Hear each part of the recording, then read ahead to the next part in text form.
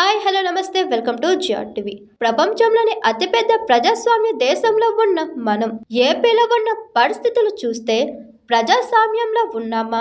చంద్రబాబు తీసుకున్న నిర్ణయాలు, ఈ 2 ఏళ్ల కూటమి పాలనలో నిర్ణయాలు చూస్తే ఈయన ప్రజల చేత ఎన్నుకోబడిన ముఖ్యమంత్రి లేదా కార్పొరేట్ శక్తులతో ఎన్నుకోబడిన ముఖ్యమంత్రి అని అర్థం కావడం లేదు. రాష్ట్రంలోని అన్ని వ్యవస్థలను ప్రైవేట్ పరం చేస్తున్నారు.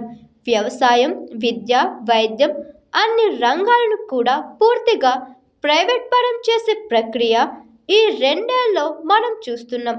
10 మెడికల్ కాలేజీలను ప్రైవేట్ వ్యక్తుల చేతిలో పెడుతున్నారు అని మాజీ మంత్రి గూడివాడ అమర్నాథ్ అన్నారు.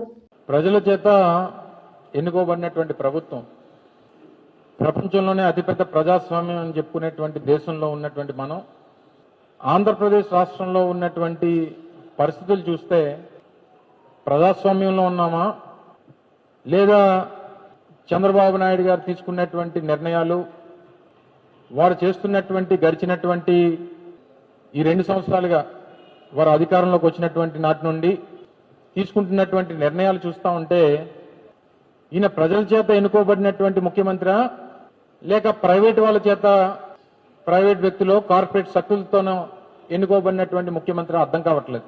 రాష్ట్రంలో ఉన్నటువంటి ప్రధానమైనటువంటి రంగాలన్నింటినీ కూడా పూర్తిగా ప్రైవేట్ పరం చేసేటువంటి ఒక ప్రక్రియ కొనసాగుతూ ఉంది. అది మనందరం కూడా గడిచినటువంటి 2 సంవత్సరాలుగా చూస్తూ ఉన్నాం.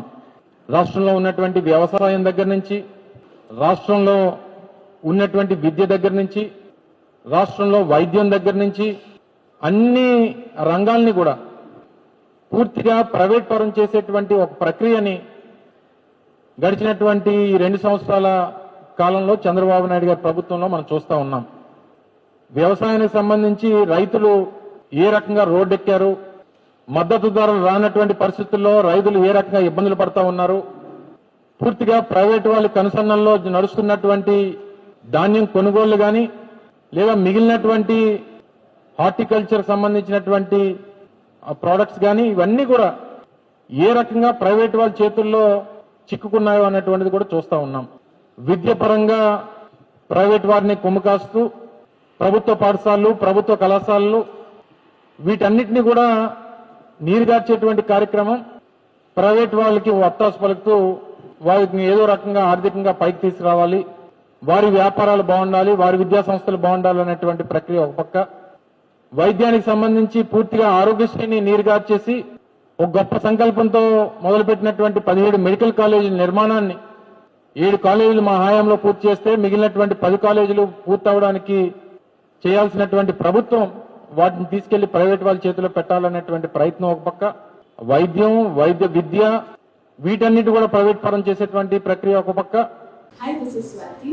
లైక్ చేయండి, షేర్ చేయండి, కమెంట్ చేయండి అండ్ సబ్స్క్రైబ్ చేయండి జిఆర్ టీవీ.